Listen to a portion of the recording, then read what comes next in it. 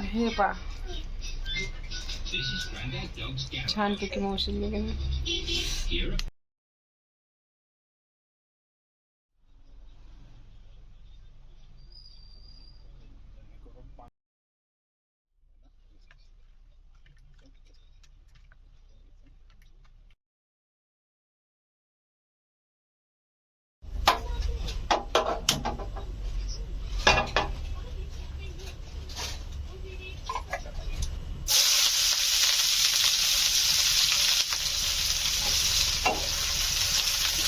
तेलामध्ये कांदा टाकला आहे.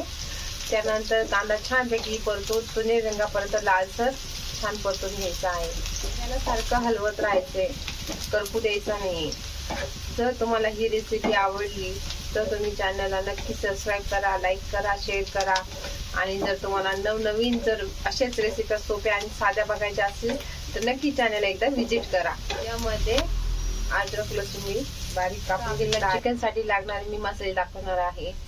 त्यासाठी गरम मसाला घेतला आहे, चिकन मसाला सुहानाचा घेतला आहे, लाल तिखट घेतला आहे, कांदा लसूण मसाला घेतला आहे आणि इथे काळा मसाला घेतला आहे आणि हळद घेतली. आपला कांदा छानपैकी पूर्ण परतला आहे. तर आता आपण याच्यामध्ये मसाले ऍड करून देऊया. मसाले छानपैकी हलवून तेल सुटेपर्यंत छान परतायला मसाला वाटायचा, वाटण करायचा. तर ही रेसिपी सोपी आहे, तुम्ही नक्की ट्राय करा.